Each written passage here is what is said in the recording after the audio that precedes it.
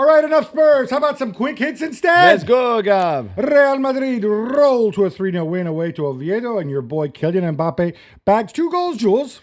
Yeah, 2 more goals. That's 3-2 now because he's obviously scored in the opening game as well of La Liga. Rodrygo started, which was the big news, and Vinicius on the bench. Mastantuono started on the other side, and I think I like the Mastantuono pick, to be fair. I know he's young and he doesn't do everything perfect, but in this game, he defends, he runs, he tries things all the time. I think there could be a very good understanding between him and Mbappe. Mbappe, like we said on Thursday, very much the leader of this team anyway. That first goal, pretty delicious. Yeah, it's good. It's a good ball from Arda Güler, but there's still a lot to do from Kylian. He looks sharp, he looks great. There was still not against an Oviedo team that is not very good, let's be honest, even at home. Not much from Real Madrid outside of the goals, and 2 came late as well. So Minute there's still a lot to do. The guy hits the post. Yeah. Not good. Yeah, I mean, only not 1-0 good up. at all. I think is Rodrygo starting? If you together, is this On the left as well. on the left Yeah. on his favorite position? Is this a proper audition? You think like down the road? Oh, I'm going to have Rodrygo and Vini compete for the job, or as some cynical people say, oh look, let me show the world that Rodrygo can still play. And by there, I saw he put in a lot of effort. Yeah. I don't think he was bad in this game. So that maybe somebody pops up and signs him. I think it's hard for him. The guy's been sat on the bench for like 5 games or 7 games in a row, not starting, and then suddenly you start him. And yeah, it's not easy. But yeah, I don't know. It might be like, look, he's here if you want him, or it's also like, yeah, I will play you. I will play him. He's part of my squad. There will be games where I feel I need him. Maybe not every game. Maybe he's just lower in the pecking order than he was in previous seasons. But yeah, let's see. Napoli began their title defense with a 2-0 win away at Sassuolo, and McTominay as a winger, Gab. Why not? Why not as a winger? If you're scored. Antonio Conte, you can make it work. It was funny. All their attacks obviously came on the other side, but McTominay still hit the woodwork, scored a goal, played very, very well. Kevin De Bruyne also dropping off. By the way, Kevin De Bruyne played 90 minutes. And I saw some physical stats on Kevin De Bruyne last season. You know, supposedly the old injured Kevin De Bruyne were actually his running numbers were tremendous. Serie A, you know. No. Last season. Yeah, no. Premier League, Manchester City. Yeah. So no, but this I don't know. season. The narrative of De Bruyne, whatever. You know my thoughts on it. But Yeah. if he confirms those numbers and say, then he's a tremendous signing. So, yeah, they look good. They're still going to go for a striker. They still have this Højlund idea. I don't think it's going to happen. I'm not sure about Lorenzo Luca. No, we lasting saw in that until game. Lukaku Yeah, returns. it was a little bit. Barcelona come from 2 goals down and get the buzzer-beating winner in injury time against Levante, courtesy of that Lamine Yamal fellow. Yeah. Jules, glass half full or glass half empty? It's a new season and it's the same Barcelona, you know, with less depth, I guess, in their squad, because you can come back from 2 goals down like they did many times last season, which is a bit their trademark, although there will be games where they don't come back, and there have been games already. You can keep playing with a high line with Kubasi and Araujo and get done so many times because they could easily have been down more than 2-0. And you still have so much talent going forward. Even Ferran Torres is scoring goals. So if Ferran Torres is scoring goals, anybody can score goals. But Rafinha and Lamine especially being, again, outstanding. Pedri, with an incredible goal. It's just that. It's exactly what we saw last season. No changes. Yeah, I didn't like the Rafinha on the left. Rafinha central to make room for Rashford. I don't get it. For me, the unforgivable stuff is the Araujo thing because, you know, letting Inigo Martinez go and in these circumstances, spending that money on Rashford rather than a center back, that's such a bizarro decision. Pau Cubarsí, by the way, he got done by Ivan really badly. We have to remind ourselves, he's a teenager. Yeah. He's still a teenager. And by the way, shout out to El Comandante Morales, 38 years young. He makes Robert Lewandowski look like a child. Yeah. And rough start for Milan, Gabi, in Serie A, and Boniface failed his medical as well. Not a good weekend. No. And now, oh my God, everybody's going Chicken Little. The sky is falling, sky low. I will say this. You lose at home to a newly promoted side. Cremonese, That's terrible. However, those were really, I think Cremonese's XG was like 0.13 in this game. I mean, their winning goal is incredible too. A tremendous goal from Bonazzoli. You saw some terrible defensive mistakes, some stupid things. Allegri said, we missed the perception of danger. You know what? That's fine. Fair to say. That is something you can learn. And I think you can iron that out. I don't think things are as bad as people make out to be. What would concern me a little bit is, all right, it's just a striker situation. This side of Jimenez isn't good. Jimenez gave the ball away for the second goal. Yeah. That's not good. However, you go from Højlund to Vlahovic to Boniface to Conrad freaking Harder. I think it's okay because that way you don't overshadow Jimenez. You give Jimenez a chance to grow. Yeah. But it's Conrad Harder, the Yeah. guy who scored 5 goals in Yeah, who's Portugal the last backup year. to Gyökeres with Sporting. A totally different profile. Yeah. This was way back on Friday, but how about some Harry Kane love? He gets a hat trick and Bayern 6-0 win over Leipzig, who, by the way, are really, really, really bad. Yeah, Couldn't and happen it's to a nicer organization. It's a tough first game of the season too. To go to Munich, to play Bayern when you've got a new manager, when you've got players who have left, players who are about to leave, maybe like Xavi Simons, who Players still who don't want to be playing, there. who don't want to be there. When you're kind of rebuilding, but not really, but a little bit you are, and you start. It's not too bad of a start, to be fair. And then when one goes in, then after that, you just your head dropped, and it was a disaster. This was really good from Bayern and from Harry Kane, from Michael Olise, who was outstanding again. Serge Gnabry as a 10. Even Gnabry, the little back So heel. good, the back heel on that goal, just everything. But even the way they pressed, the way the midfield played, the centre back, it was just very good from Bayern in a game that was eased off by the fact that Leipzig were really bad indeed. And new season, all Borussia Dortmund, Gabi. Nico Kovac side at 3-1 up with 5 minutes to go against St. Pauli, and they managed to drop points. Yeah, I'm running out of things to say. It's like they say, hey, let's be a parody of our worst selves. Yeah. So Girassi, by the way, also missing a penalty in this game. They played quite well, to be fair. Yeah. And then 5 minutes ago, Filippo Mane, who, by the way, is Italian, making his debut, incidentally. Yeah, sure. Chuck him in this game. Yeah, why not? St. Pauli, really poor side. But then you got the fans. There's all this rubbish on the pitch and stuff. And then they come back. They convert the penalty, and then it's... And you knew it was coming. At 3-2, you watched the game and you said, this is and coming. It's a free goal at the end. They can't believe this narrative. They're turning to the transfer window for help. Aaron Anselmino on his way from Chelsea. Yeah. I have no idea how he moves the needle. And nobody knows if he's good or not. He's never Nobody knows if Filippo Mane is good either. Yeah, true. 3 appearances with Italy's under 20 side. Yeah. Apparently, Carney Chukwuemeka, that's the other kind of big plan. Yeah, I don't know, man. I don't know what to say about these guys. But sticking with that game, the other big talking point was Jude Bellingham's little brother. Yeah. He had an anonymous Bundesliga debut. I think he touched the ball like less than 30 times. Yeah. He isn't great when you're playing in midfield. He comes off at the half. His dad didn't like it. Didn't like it at all, Gabi, and he voiced it.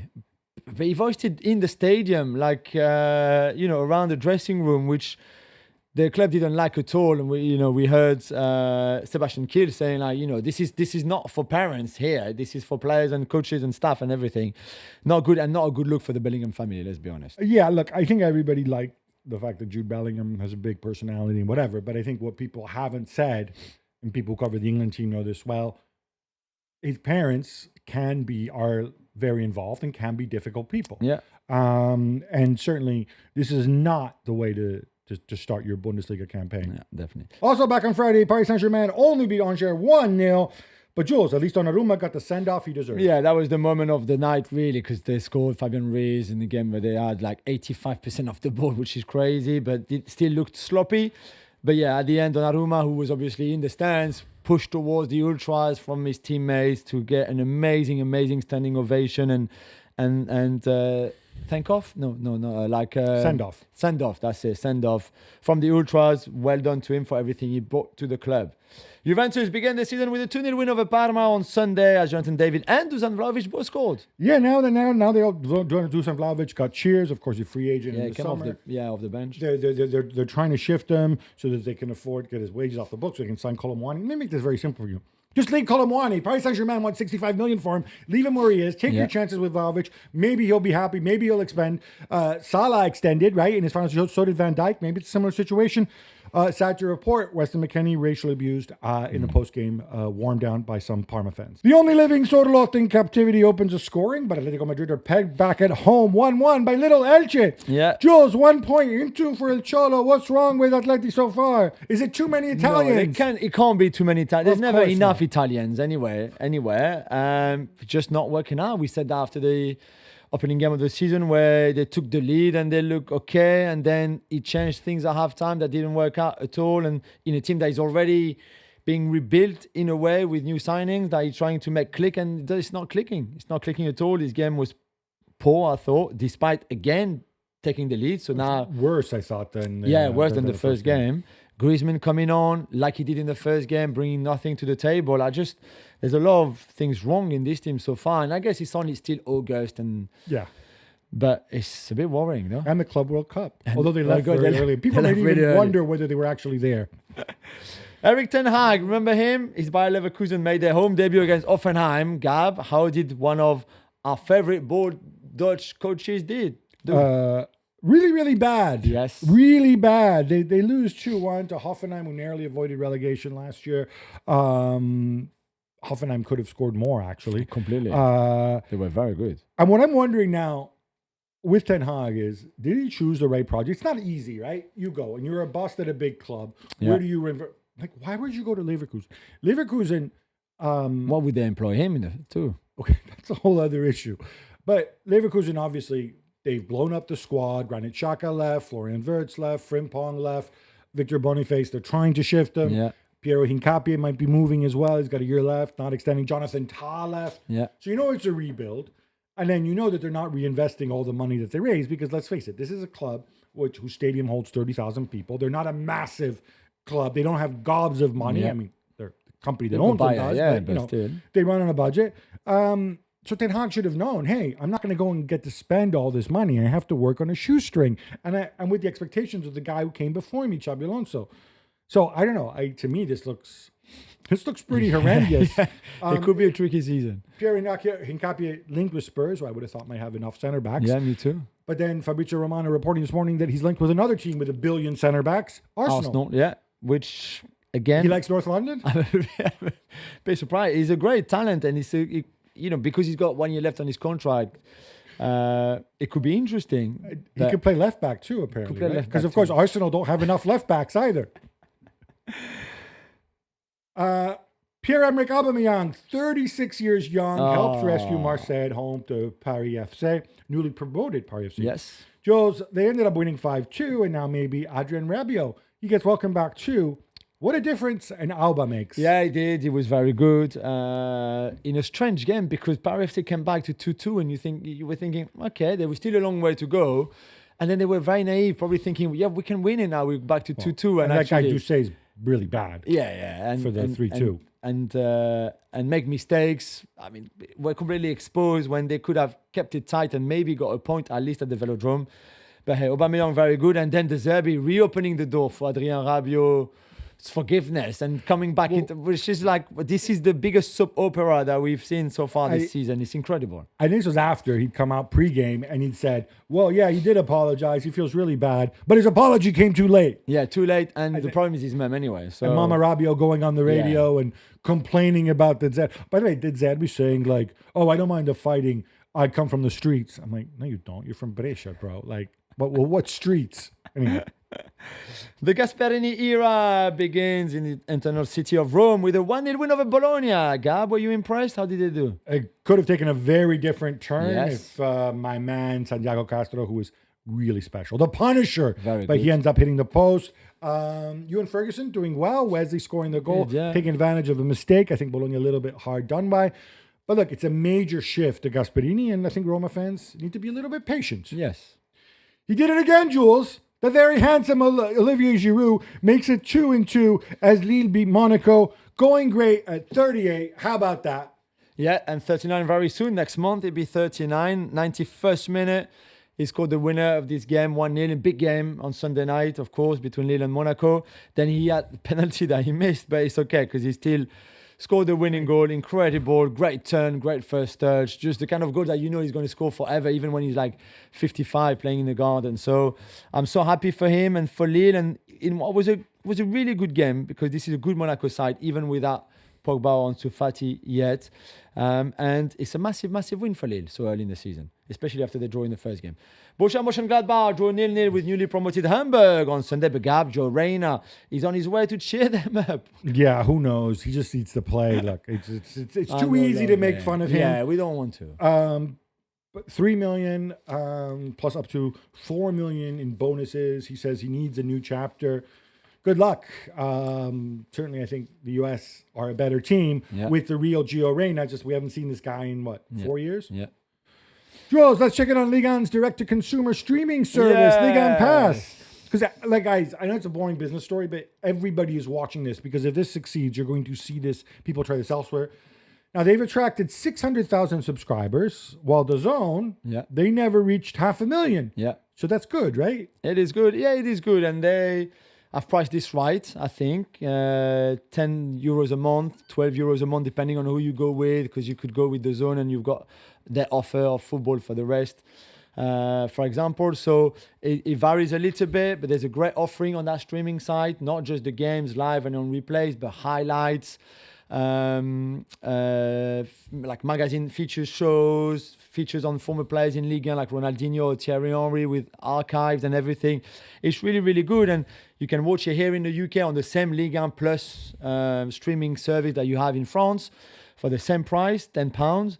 It's good. And so 600,000 subscribers was 10 days ago, I think. Now they want to do 1 million before Christmas. Ideally, they put a few offers in if you're students, for example, if you're young. So they're trying a lot of things, and it's been quite well received. Their coverage has been decent, to be fair, with the people they have, the ex-players, the pundits, the magazines, everything. They need this to work because obviously I think L'Equipe, they did a rundown of the money that clubs will be receiving this year, and it's, I think whoever wins the league is going to get 4.5 million. No, it's bad. So they need numbers. Como and my boy says Fabregas beat Lazio 2-0 as Nico Paz steals the show. Gab, he's been linked with a 70 million euro move to Tottenham, who are also looking at Monaco's Magnus Kliush. Who would you take? Wow. That's a good question. I think there's more versatility in Nico Paz because I think he can even play deeper. I think he can play in a lot of different positions. Whereas for Kliush, who can play as an 8, you still get a right-sided, left-footed attacking player if you want. And he's a bit older as well, not by 23, much. I think. But a little bit. But at least Kliush has played Champions League football. And also, Kliush is somebody who you can get because Monaco do business. Nico Paz, yes. Real Madrid have, this is what I think is bizarro here. Real Madrid, they have a right to buyback rights over him. I think they go up by €1 million every year. I think it's 9 million euros this year to be 10 million next year. So Como aren't going to get that money if the deal gets done. Yes. So there's no way, and I'm surprised Spurs went as far as this if the story is accurate. There's no way that they would do a deal because Real Madrid would just drop 10 million and say, yeah, exactly. Why don't I get him? And then here, Spurs, you could have him on loan. Yeah. But yeah, what a player. There's a little highlight. If you haven't seen the assist on that in that game, it's an incredible turn and pass. Yeah, the control with one foot, the turn with the other. I mean, he in terms of technical ability, so good. And he was very good last season too. And he was very, very good last season.